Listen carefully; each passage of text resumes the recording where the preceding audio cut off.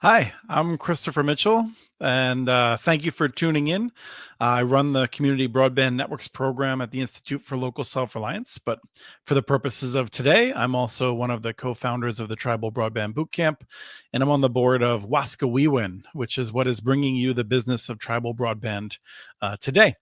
And I just glitched a little bit. I got a camera that I cannot figure out. I've gone through multiple cameras, and it's just something on the computer. So sorry. Um, for the presentation today, we are focused on helping tribal nations expand internet access at Waskawiwin. That's what we do. We host the tribal broadband boot camps. We're trying to do more of these interactive sessions to get people out sharing their experiences. And at our recent tribal broadband boot camp with the Inland Northwest Tribal, the Inland Northwest Tribal Broadband Coalition, we met Brodie Ford with Spokane Broadband Services. And we asked him to redo a presentation he did at that event, which is about building wireless links. And we asked Matthew Douglas from Hoopa Valley Public Utility District and Acorn Wireless. He goes by Spaggy.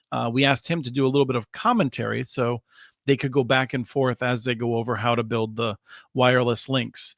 Spaggy's been a regular at the Tribal Broadband Bootcamp since the first one.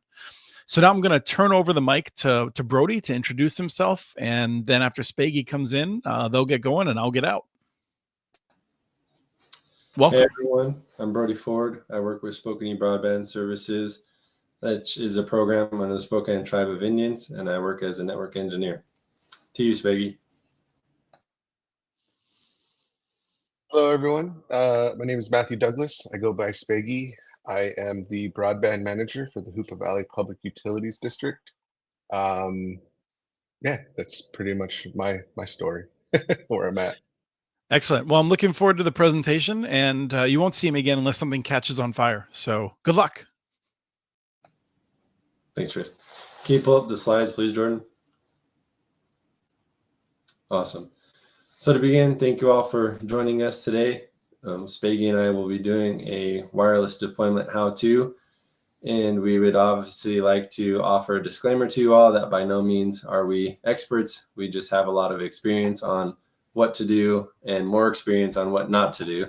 So definitely take that and build it out how you want to, but here's just kind of a small blueprint of what you can follow to ensure your wireless world is doing good. Next slide, please, Jordan. So to begin, we're going to cover a P2P. You might be asking, what is that? It is a point-to-point, which is essentially two microwave radios communicating between each other. We're just going to cover an example. We're going to have a theory portion, which is just me pretty much talking, and then we'll have an application portion, which will go through a live example. Next slide, please, Jordan. Just so we can like put ourselves in the right mindset. You know, there's different types of wireless out there. I'm pretty sure you're going to cover this later on too, but can you kind of explain in what use case you'd want to pick a point-to-point solution real quick, just to get us in that right mindset? Sure. So when figuring out what wireless solution to do, you'd use a point-to-point if you have a tough area on your reservation or within your city that you can't really get to, you can't run anything to. Let's say you have issues with permitting for fiber, or you have other issues with deploying like a wireless solution for a point to multi-point. A point-to-point solution allows you to kind of get around all of that. And also just depending on how far the wireless shot is, you could get more throughput out of it if you use a point-to-point solution. So that helps. And are there, so like for our network, we had to use several point-to-points to be able to get internet to us. Middle mile fiber was pretty expensive. We're about 60 miles from the nearest internet source. I just kind of, I guess, add in there that I think our longest shot for a point-to-point dish is around 25 miles. So you can cover a lot of distance for, I think the gear was around $50,000. So that's pretty good bang for your buck to get some data to your reservation or business. For sure. Thanks, Josh. Jumping right into it, we're going to cover the steps to get a microwave setup. So this, again, is in theory. This is a review and assess portion. We'd encourage you to first review and assess your funding sources ensure that each of the products you're going to buy for your wireless setup has a line item within your budget. Be reasonable, but also if you can within your budget, have a contingency, because working with wireless solutions and anything in broadband, there's always something that could come up and you want to ensure that you are prepared for it. So definitely be aware of that when you're building your budgets. The next step, review and assess your service needs. So determine what you're trying to do with this point-to-point link. Determine the amount of throughput you need it to do. Determine the amount of traffic you expect to go through it. Determine the path link. Determine the best way for it to ensure that you have the best service available for your customers. The next step, what we like to do when in this review and assess portion, is for the frequency availability. We work closely with CommSearch to ensure that we're allowed to utilize that frequency we're using for this point-to-point link. A lot of our links are 11 gig links, 11 gigahertz links. That's what we like to run on our reservation, just because we're a little bit spread out. And as you all know, the farther distance you go, the lower your frequency is going to be most of the time. So if you can work with CommSearch or Micronet, that's another one as well, to ensure you have the frequencies available to run this point-to-point link. So I think they call those frequency coordinators, right? Yes. Is there, have you ever ran into like an outfit that does their own frequency coordination, or is this typically outsourced? For me, when I've been working in this, it's been outsourced to like CommSearch or Micronet, because they have a lot of the tools and they have a good relationship with like the FCC and other groups. Okay, so it's a component that tribes should consider, that if they're going to use, and we didn't touch on it quite yet, but licensed versus unlicensed frequencies, when they go down that license path, they should definitely try and work with an outside firm. For sure. Yep. And next in our list, we'll get to that, just like Spaggy alluded to, but next in our list is the licensing costs. There are unfortunately some costs that go with it, but definitely reach out again to CommSearch and Micronet and let them know like what your project plan is, so they can assist you with all your licensing needs. So that way you can submit one big application in, instead of like piecemealing it together to where you have to wait for certain things to come before you can deploy your equipment. So, and just like Spaggy said previously in the next one, number 5, review and assess your licensing requirements with the FCC. This is only if you're going to be using a license link. The license link, there's different frequency availabilities for those license links, so you do have to register them with the FCC. However, you do not have to actually do a license with the FCC if you're using an unlicensed link. And Spaggy, do you want to touch on that a little bit more, licensed versus unlicensed? Yeah, there's basically, for the point-to-point world that we're kind of in right now, we have some 60 gigahertz frequencies. So that specific band of frequency is unlicensed, and we are able to put that up without coordinating with the FCC. But the problem with it is that because we don't have to coordinate, anybody can jump on it. So if people start jumping on, there'll be some interference.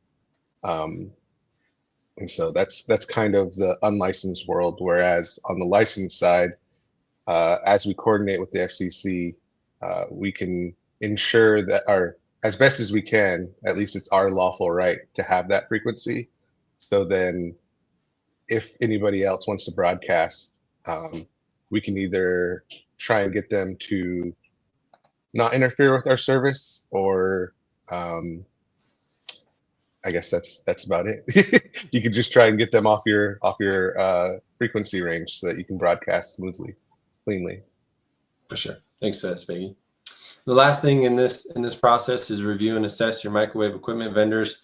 I put 2 of them up there. There's plenty out there, Cambium, Aviat, a couple others, but definitely reach out. And again, steps 1 through 5, work through those with the goal in mind of getting an equipment vendor that can fulfill those needs. Next slide, please, Jordan. So now we're going to go through the purchasing part of this theory portion. So if you can work with your procurement department, for us at the Spokane Tribe, we have a procurement department that we have to go through. There's a lot of steps to follow. And if you have that, definitely follow those steps in whatever terms you have as well. But with that in there, you're going to have to license your microwaves. Obviously, like we talked about before, if you're going to use those license links, purchase the microwave equipment. And again, when you're purchasing it, I put the little sub step in there on part C right here. Purchase all the necessary items associated with your microwave installation. And when you're talking to your microwave vendors, share your project plan with them as well to ensure that you have all the equipment necessary to do that project. I think, at least in my realm, a couple of times I've unfortunately just went through and ordered some microwave equipment. I didn't buy the right shackle gear. I didn't buy the right cabling. So now when I go through and we're doing a project like these point-to-point links, I ensure that I share the entire project with that vendor just to make sure that I'm not missing anything with that project that would hold us up from doing the installation. Yeah, I've ran into those mistakes as well. I've gotten used to, like, if we're gonna mount some gear to a tower, like an actual cell phone tower, we try and get the manufacturer and the height that we are on that tower over to the vendor, so that they can take a look at what the leg type is and the best mounting gear to get for it. And there's a little bit more outside that too in terms of the gear to protect it, with an ice shield over it for if you're in a snowy climate, which we are. And we also, it gets pretty windy in our area, so we have to inform them that it is getting pretty windy, so that they can add in additional support bars. For sure. I think too, if you can, and I'm sorry I didn't mention this previously, but build it out on some type of network designer, network planner, build that point-to-point link to see what it looks like. Again, it's all in theory, but for us, what we like to do on our things is get a drone out there and fly it up to the certain point where we're going to mount our microwave equipment on both sides just to see if we have that clear view. We take some pictures, go back and review them, because then we can assess whether or not we should or shouldn't use that link at that height. If we need to go higher, we can. If not, we can go lower. Just definitely use all the resources you can prior to purchasing your equipment. And the last, sorry to interrupt. Do you hire a firm to kind of do those before you purchase? There's like these path calculations that you have to figure out whether or not it's possible or not. Do you do that in-house, or do you outsource that aspect as well? So we do a little bit of it in-house, but then we verify with an outsourced company, usually the microwave vendor, because they use their own path link that they have, just because I want to ensure, and by no means am I an expert, so I want to check my work with another vendor or with another source to ensure that, yeah, it makes sense or it lines up. It doesn't have to be the exact same as what we've ran, but it's, got to be similar enough to where we're confident in the project. Okay. For sure. And the last thing on this slide, the last portion, the last step of this, contract with a company for installation. We at the Spokane Tribe, unfortunately, do not have any rated climbers to install this stuff. So we contract a local company to come and do it for us. And if you're in our case where you don't have people to climb and install stuff, definitely build a relationship with a company of that nature to assist you with not only these type of projects, but also tower maintenance and everything else that comes along with operating a wireless broadband tower. And Spade, can you speak on your situation? I think yours is a little bit different. Yeah, so we originally hired a contractor to start out, helping us learn to climb and learning the safety strategies. And then once we got comfortable with that, we sent our technicians off to tower climbing training. It's like a self-rescue training. And we also sent them to a rigging training so that they learned how to rig up a dish or a sector appropriately so that you don't have to break your back pulling the equipment up onto the tower. You can actually use some more elegant methods of lifting. And it makes the job it's almost like I guess the worry is that it's going to take a lot longer because you're doing it safe, or but doing it in a safe manner actually makes the work go a lot faster and smoother than doing it not in the appropriate manner. So if a tribe does want to take on tower climbing in-house, definitely invest in that training, because it made the job so much easier to do it the right way. For sure. I'm with you there. Next slide, please, Jordan. So the last part we're going to dive into for this theory portion is the setup and install of your microwaves. Again, through my trials and tribulations, I've set up microwaves while they're being pathed in. That's definitely not the way to do it. If you can, get a nice workbench or a work table where you can get these microwaves pathed in. Pathed in means that the microwaves are talking to each other on both ends. So if you can, work with the contractor if you don't have it in-house, or work with whomever you need to. But when you set these up, do it on a bench or a table, wherever you can, to get these ready to go. The first step I would encourage you all to do is to go into demo mode. If you don't, your radio will yell at you that you do not have the license key set in there yet. If you have the license key, awesome, definitely punch it in there, but it is a long key, so I like to just go into demo mode, just so that way it quit asking me for that. The next thing you want to do on your microwave is set the transmit and receive frequencies. These frequencies are what Spaggy and I were talking about previously.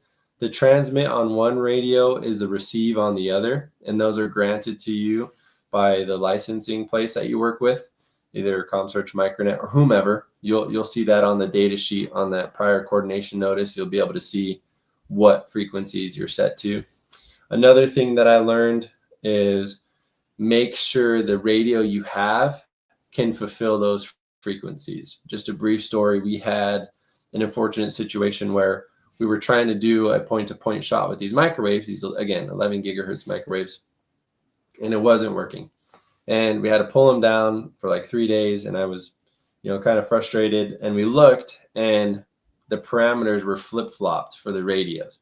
So if you can, tag and bag, I call it tag and bagging your radio, where you get the frequency set up on your bench, they work on the bench, put tags on them, put little sticky notes or whatever you have on them, labelers, and then put those two in a bag together. So that way, if your contractor or your own teammate comes up to do it, they have the right radio, so they don't flip-flop them like they did in our instance. So that happened to us too. It wasn't something that we installed. I have to, state that first, but we did have we had to purchase a link from another tribal department, and the frequencies were on the opposite sides. We had to actually take them down, drive the radios from one side to the other. And this was, I want to say, an 11-mile link. So it wasn't just a quick down and drive over. It was a long drive to get over there with the production network down. So making sure that you're on the right sides definitely matters. For sure.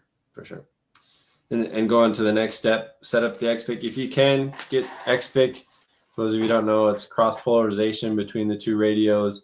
So within them, you can do, and correct me if I'm wrong, Spaggy, but within a lot of the radios we have, there's two radios within the microwave. So that way you can do the horizontal and vertical link of them, which means in layman's terms, you can utilize both of those radios to send and receive traffic. So that way you're doubling the amount of throughput you have out of that microwave. So if you can, it is a little bit extra to purchase that, but it's definitely worth it in the end, because now you have the full capacity of that microwave to serve not only your current customers, but future customers if you decide to add on different multi-point equipment, which we'll talk about later. So definitely do it if you can. Earlier, the better.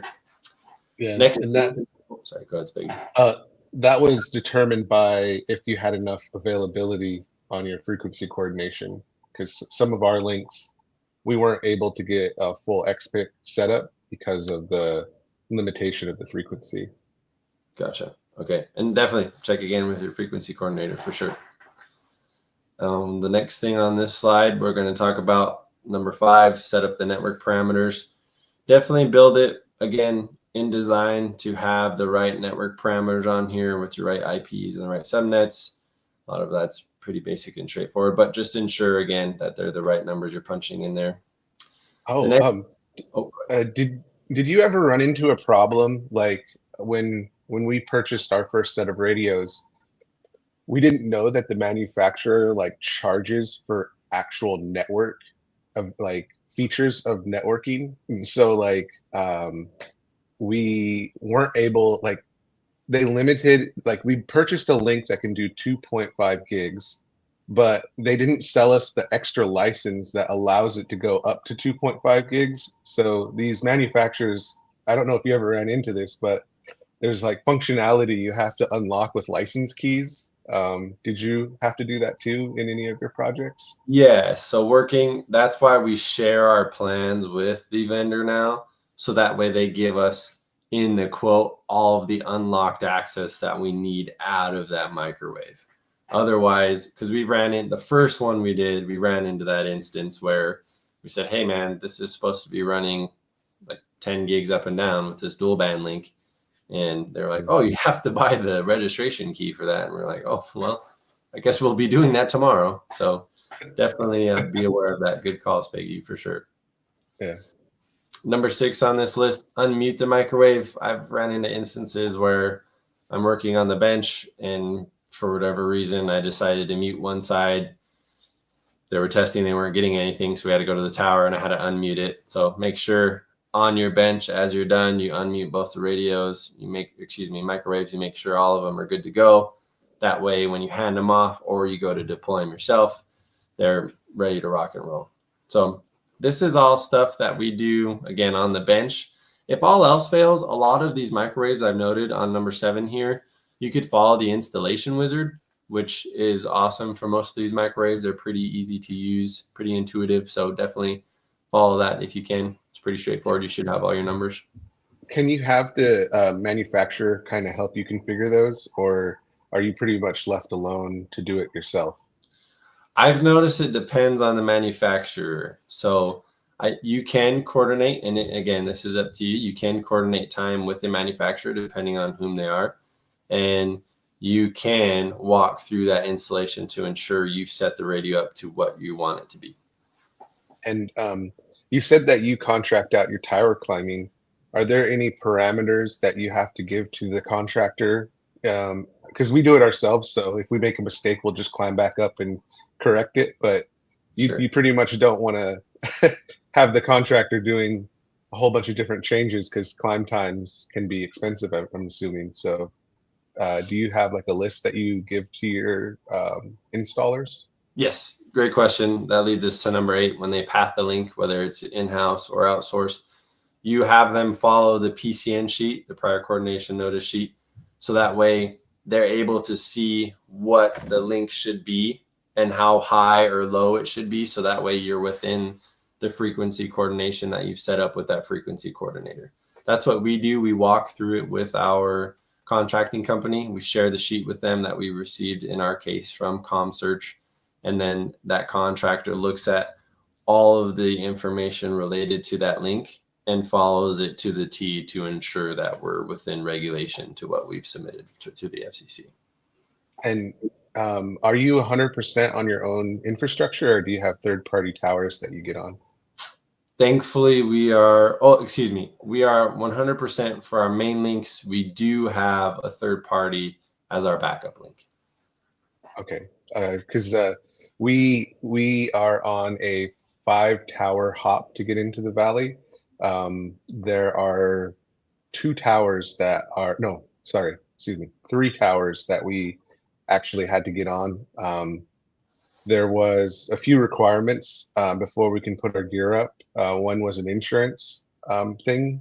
I forget exactly what the insurance was called, but basically it said that if we caused any damage to the tower or to the other tenants on the tower, that it would cover that damage cost. And there was a second insurance for the tower climber itself that we had to have on hand.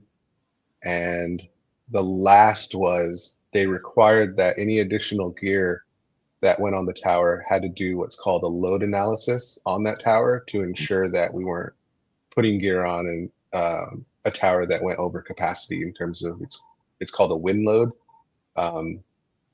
I don't know all the details of it because I'm not an engineer, but we had to hire a firm, and that was kind of tedious to find a firm. So it's not like every day you have you have to do a wind load analysis. So we just asked around people that we knew in the industry to get a couple of recommendations. But those are some things on third-party towers that I thought might be worth noting.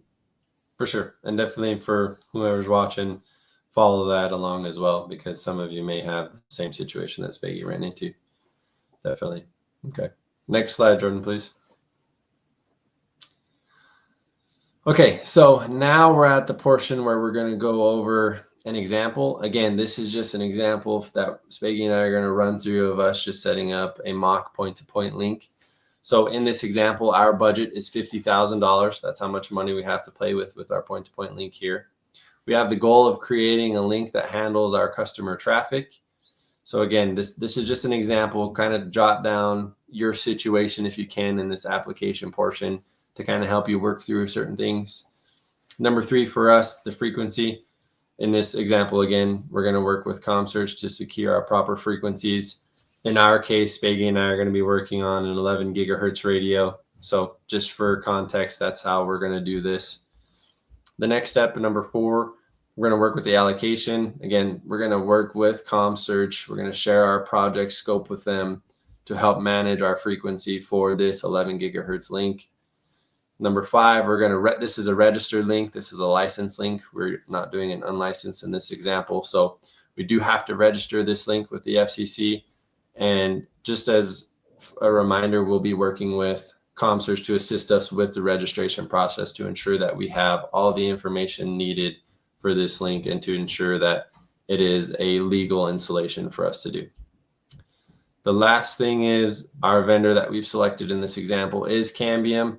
So if you're familiar with them, awesome. If not, I encourage you to reach out to not only them, but other vendors that sell microwave equipment and kind of build a relationship with them, because a lot of the equipment is similar in fashion, but there's different deals available to you to take advantage of. Do you have anything to add here, Spaggy? No, just if you got to pay attention to your grant funding as well, because some of the manufacturers aren't, I guess, BABA compliant, Build America, Buy America. So you have to ensure that you're meeting the purchase requirements on your funding source. But that's the only thing I'd add. For sure. Thank you. Next slide, Jordan. So we're going to reach the purchase application portion now. Again, this is an example. These aren't perfect numbers. Please don't go to a vendor and say, well, Brodie and Spaggy said this is how much it should cost. These are, again, just examples that we're working with. So for our microwave costs and all the associated gear that go with it, Spaggy and I are going to be spending about $30,000 to get the link up that we want to. The frequency coordination costs, we worked it out with ComSearch. It'll be about $1,000. And then, unfortunately, Spaggy and I don't have contractors available on our staff to do this, so we're going to contract and outsource. That'll be $15,000. And so the reason we left money in our budget as well is, again, for that contingency. I want to remind everybody here to build their budgets with contingency, because there are a lot of unforeseen things that can happen. So just be aware of that. Next slide, please, Jordan. So we're going to do a live demo. I actually have a radio here with me in the office. I hope you can see it. This is an 11 gigahertz radio. Okay, this is kind of the dimensions of it. This thing pumps out quite a bit. I will scoot in and make notice, if you can, always check the sides of your radio for damage. Make sure there's no damage. Make sure there's nothing wrong with it. Make sure all the components are there. It's the right licensing thing. And make sure that there's no errors with it. Otherwise, you will have to send it back to the manufacturer, because there's nothing worse than not only getting it on your bench, but getting it on a tower. I don't know if this has happened to you, Spaggy, but getting it on the tower and it not being functional. Something's wrong with it. It's damaged along the way. Worst case scenario. That hasn't thankfully happened to us yet, but just be aware of that if you're watching this video. Yeah, we pretty much bench test like you do, so we'll suss that out before we spend the money to get on a tower. It's always a good call. it's always something you have to be aware of, unfortunately, because it does happen. I mean, stuff does get busted, so just be aware of it.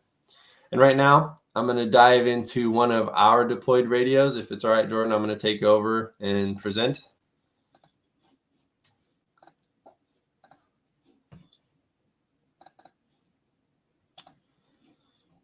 So this is one of our links that we have set up. Can everybody see the screen okay?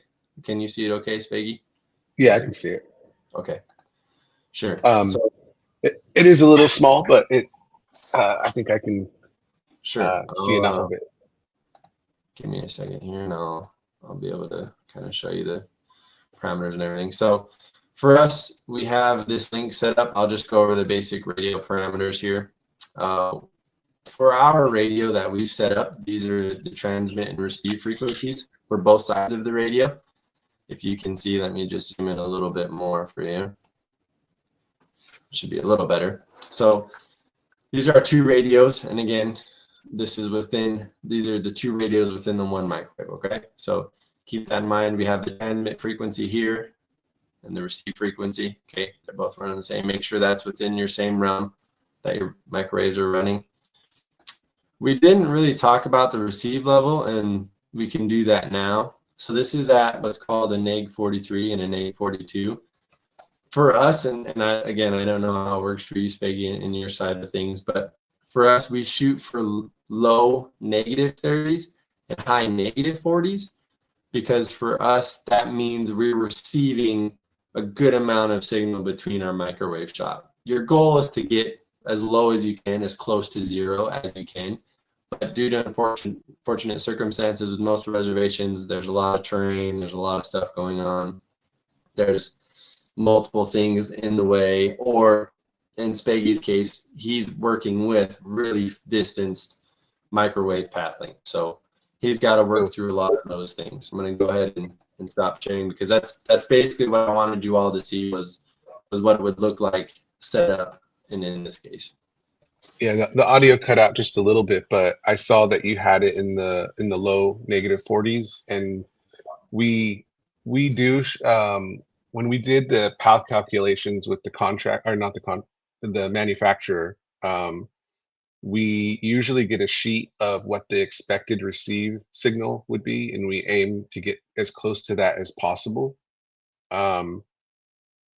It's kind of technical, but one thing that we found out in the XPIC type of radios is that you have to get your polarities matched up. So when you do an XPIC, there's actually multiple radios. So you showed the one radio, but there'd be a second radio, and you can't have them kind of at an angle when they match up with each other. They have to be perfect. And so it looked perfect, but it was just ever so slightly off, and it was impacting our signal. So definitely, if you hire a contractor, make sure that they are hitting the mark on the polarity as well, not just the signal. But that's just something recent that we learned.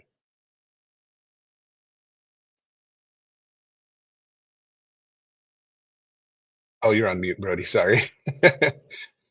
So sorry. I always do that. I was going to say, yes, I agree with you. Make sure you're within that. They call it the main, not a side pole, but a main pole is usually what our contractors refer to that as. So definitely ensure you're reaching that for sure, especially on those longer links. It's tough to do. Yep. All right. Next slide, Jordan, please.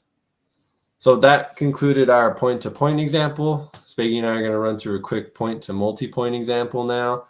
And in this instance, we are talking about a sector or a base node providing service to multiple customer premise equipment models. So in this case, we'll be running through some Tirana gear, if you all are familiar with that. If not, how it works, just in summary and really quick. There's a base node. It's shooting out a frequency. In our case, it's CBRS or 3.5 that's shooting out. And we have the remote nodes or the customer premise equipment that's at homes that's receiving that and then pumping that into the house for them to get internet. I don't know if you have anything to add here, Spaggy. No, that's pretty much it. Just trying to not have to buy a bunch of point-to-points, so you're consolidating it into one one individual sector. So it's when you got to get to multiple people. For sure. Yep. Next slide, please, Jordan.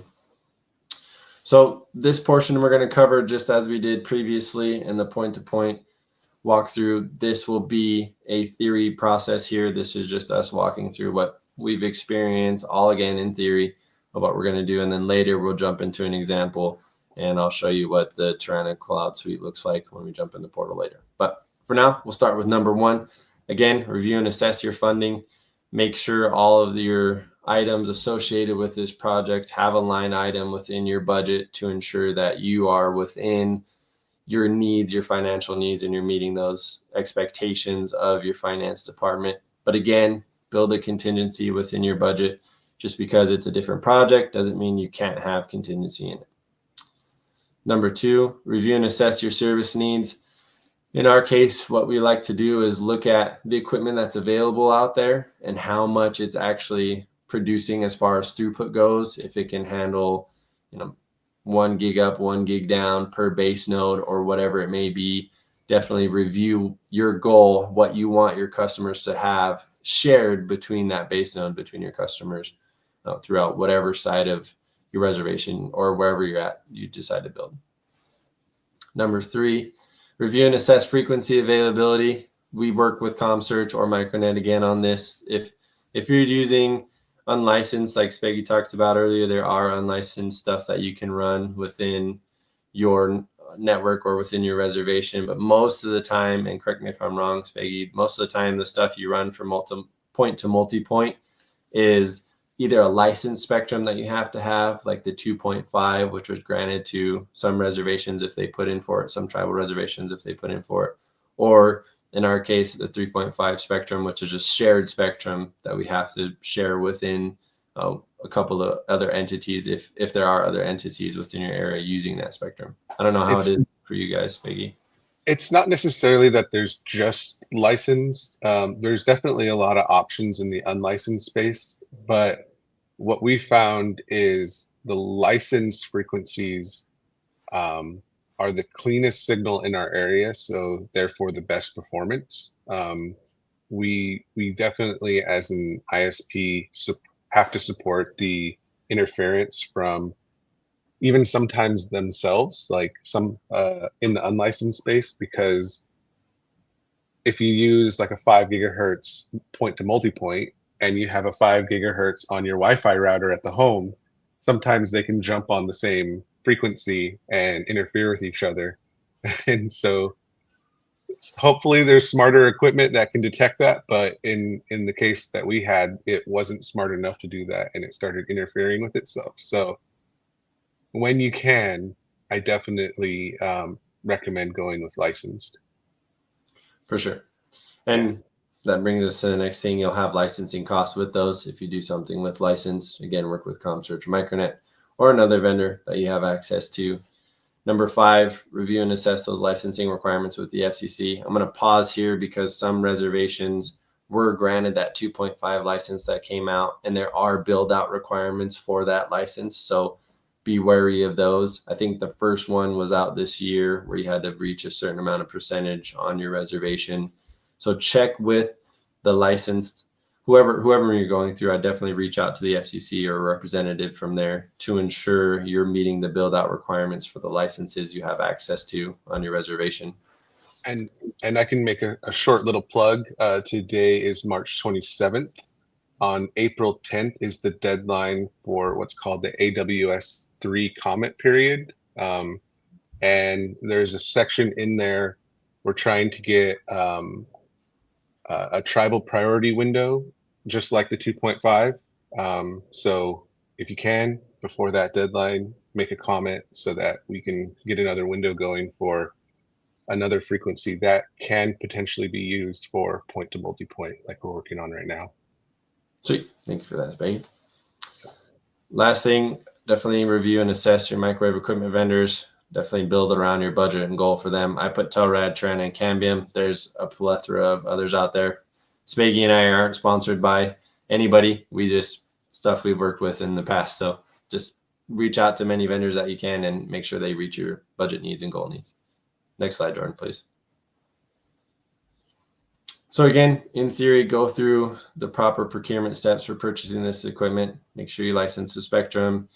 When you purchase a multi-point equipment, again, have that in mind that you purchase all the necessary items with the multi-point installation. For this right here, I'm going to pause and say, make sure whatever vendor you go with, they send you the correct SFP modules for that equipment. Small factory form pluggables that go in, the fiber jumpers, if you will, that go in, the optics that go in the equipment. Make sure they're the correct ones, because I've ran into an instance where this base node was not working. We had the right optic, we had the cable was fine. We tested a copper cable, we ran that, it was fine, and it was working, but we wanted to use the fiber, obviously, to get more throughput out of it. And come to find out, again, it was my fault. We put in the wrong SFP module. It was the right speed rating. It wasn't a vendor specific one that company required. So definitely ensure you got the right modules and all the right equipment for whatever multi-point solution you're going with. And then next, again, contract with the company for the installation if you do not have it. Definitely build that relationship, because they can do other projects for you that you have within your broadband realm. So just build that relationship up so you don't have to worry about it later on. Next slide, please, Jordan. So this is the pretty basic of it for a base node installation. Just log into it again on a bench or on a table that you have. Log into it with default credentials. They usually have an install guide with it now. Ensure the system is operational. Thankfully, we haven't had a solution where we logged into it and it wasn't working. So just ensure that it is operating how it's supposed to. If you can upgrade the firmware, I'm going to stop right there, because we've reached a module where we had an example of a module where we were running this equipment and it looked fine on the bench, was good. Went to set it out there, didn't get nothing back. And so we tried a bunch of different things, Well, the vendor let us know just by happenstance. I happened to see him at a conference, hey, we're testing this stuff, it's not working. They said, oh yeah, you have to be at firmware version, yada, yada, yada. And our firmware versions were one below that. So that makes sense. Ensure that not only on your base nodes in our example, but also on the remote nodes, they're up to date and you can get to them. They can transmit what they're supposed to do. Otherwise, they may or may not work. So definitely upgrade them. Yeah, we ran into an issue where the remote node and the base node were on the latest, but I guess the base node was on the latest firmware, but the remote nodes weren't, and they couldn't connect. As soon as we upgraded the remote nodes, everything started talking again. Right. Yeah. So definitely check for that. Next, set the network parameters again. Obviously, whatever you have in your examples, build them out. Last step in this, number 5, test for us. It's always good to test your equipment before you do any installations. It's always to go, for us, we get a truck and a pole and we fire it up and we just test it in different areas where we have that equipment set up to see where realistically we can get our service out there. You can always, again, as a reminder, build stuff in theory with heat maps or design maps with the network planner or with the vendor. But the only way you're really going to know is if you go out there and test the equipment out in the real environment. So keep that in mind. Next slide, please, Jordan. So again, we're going to walk through an application process. Again, it's an example for you to follow that Spaggy and I are going to do. In this case, again, we have $50,000 to build out our project with the goal in mind of creating a multi-point link to provide internet to our customers within an area.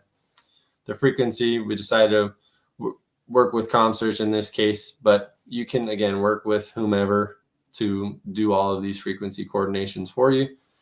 You can allocate it again to manage. We had ComSearch help assist us with this as well.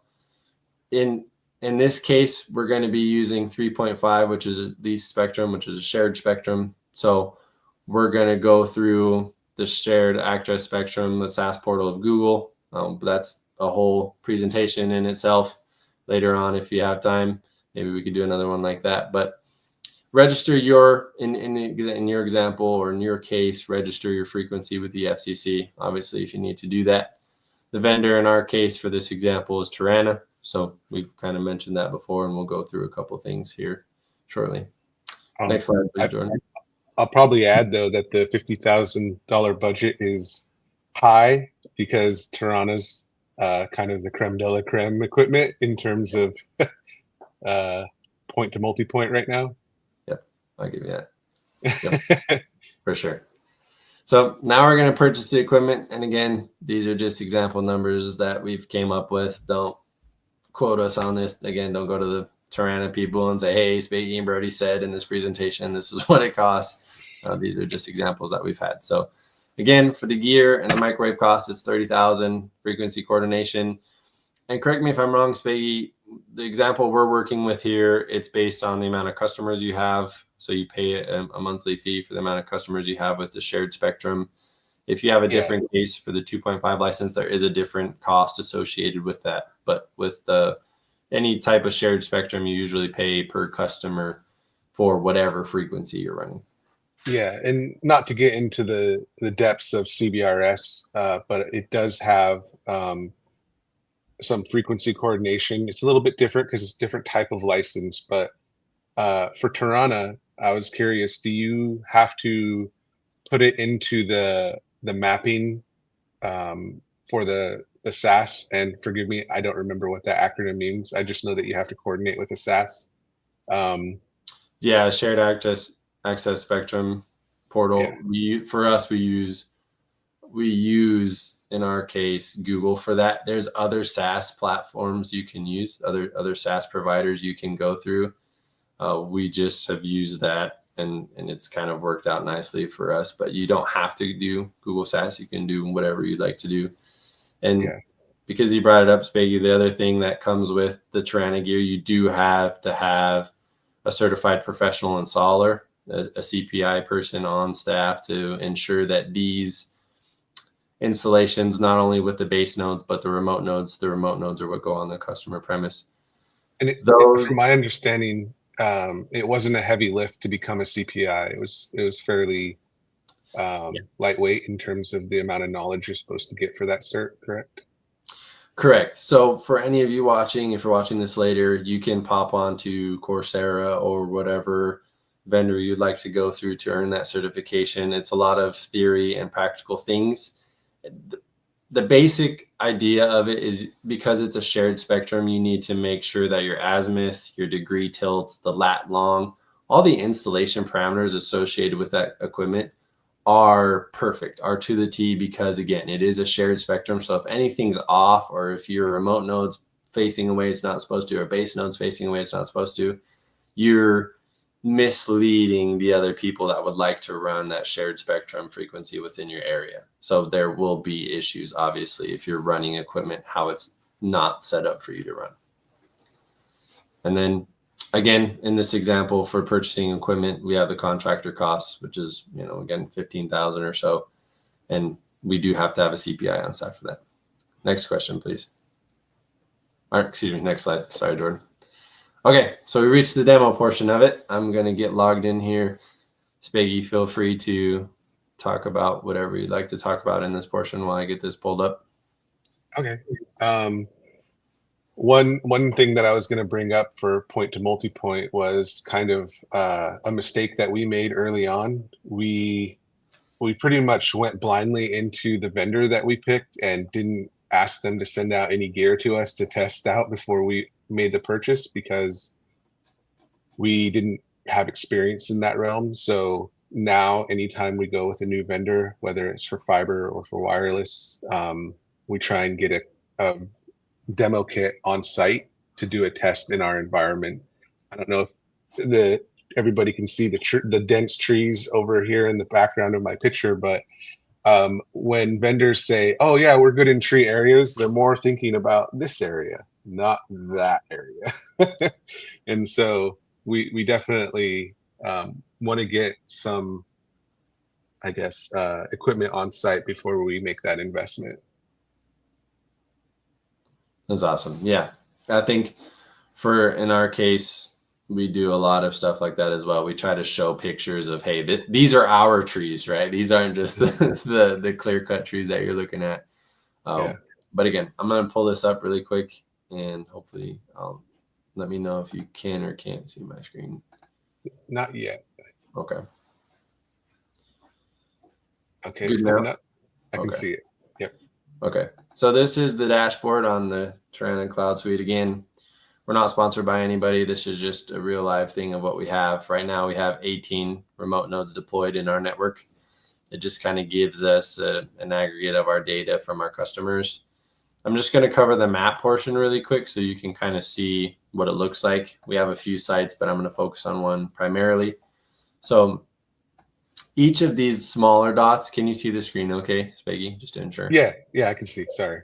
Each of these smaller dots are homes, and those are the remote nodes at each of the homes. These areas up here that where I'm hovering at now on this next to this little 3 here are the base nodes that are providing the internet to the customers. In our case, and in many cases, you should work with that vendor to see how many customers or how many customer premise equipment nodes can attach to a base node or a sector, because it helps you understand, again, you're sharing between this one base node, in our case, that throughput with all of these customers here, right? So you want to ensure that if you have 30 or 40 houses, right, that run, let's say they're on average, each of the households runs 5 megabits per second up, 25 megabits per second down, something like that. You want to ensure your base node can handle that, and that's something you'll need to work out with your vendor. And maybe it comes to the case that the vendor isn't able to produce that for you with the frequency that they have available to you. So they might offer you a different solution, which is okay. And if it's within your budget, definitely go through with it. I'm gonna stop sharing. But Oh, geez, we're exploded onto me. um, so I was wondering, Brodie, if you're still there, because I can't even see you. I'm a liar. There he is. I would like to apologize to everybody on screen. I always hit leave studio when I mean to click. So I apologize. I do that on every call. Nothing up. But just to finish my thought there, it was to say that ensure you're working with your vendor to meet those goals that we set out in the theoretical process, right? Those budget needs and those goal needs that you have of envisioning your wireless solution for your residents. Yeah, one of the mistakes that we made, not necessarily a mistake, I guess, it was just we didn't fully understand. We have a population, or like a potential residential population, if you will, the number of homes in the area of roughly 900. And when we first deployed our network, we deployed roughly 12 or 15 sectors into Hoopa. What we didn't realize is that we can only add anywhere between 15 and 25 customers to each sector without going over capacity on those sectors. So what looked awesome on the map was the heat map that was generated. It's like, oh, we got the entire valley. We're going to serve 100% of our community, but it only had the capacity for like the 1/7 of the community.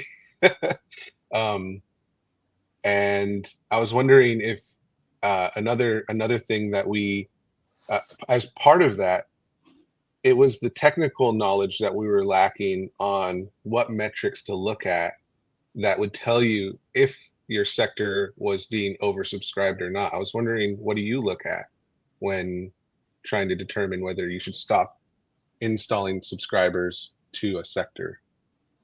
Sure. So for us, we obviously work with the vendor in the beginning, and we kind of give them, hey, the lay of the land. This is how many homes are within this area. We expect this amount of customers to want to subscribe to our service. And then we go through the solutions that they have. In our case, let's start with the Tarana base node. Let's say, for example, that base node can produce, with the 3.5 spectrum, it can produce 400 megabits per second up and 1 gigabit per second down, something like that. What I like to do is take that and look at our customers, right, our take rate, and divvy that throughput up into those amount of homes. So that way I can confidently say within, let's say, 15 homes, right, I can offer our speed packages of 5 megabits per second up, 25 megabits per second down, or 10 megabits per second up, 50 megabits per second down. I can offer that confidently to these people because I've divided that theoretical throughput up in that base node into the amount of customers that we have in our homes. That's just kind of a small, quick, easy way I do it, just to be able to like have hard concrete numbers. I don't know if that makes sense in some instances or some examples, but it's just helpful for me because those are raw numbers that I can see, right? That I can plug into those homes. So with that thinking, then the faster the package I'm going to offer to the community, the less people I can add to that sector. Correct. Okay, Because so we got to. In theory, for me, they're going to reach that level, right? They may not, right? Someone may not use all of that 50 megabits per second down, but I'm just assuming, right, in my theory build out that they will be utilizing that. You know what I mean? So there's some wiggle room there for oversubscription. Then you can maybe, even though the numbers hit exactly on the math, you can still add a few more customers to the sector because not everybody's using it at the same time, or some people just have a trickle and others are heavy users. Right. Yeah. Can you go to the next slide, please, Jordan? Oh, that's it. How about that? That's it. And it's never the end in broadband space, right? Oh no.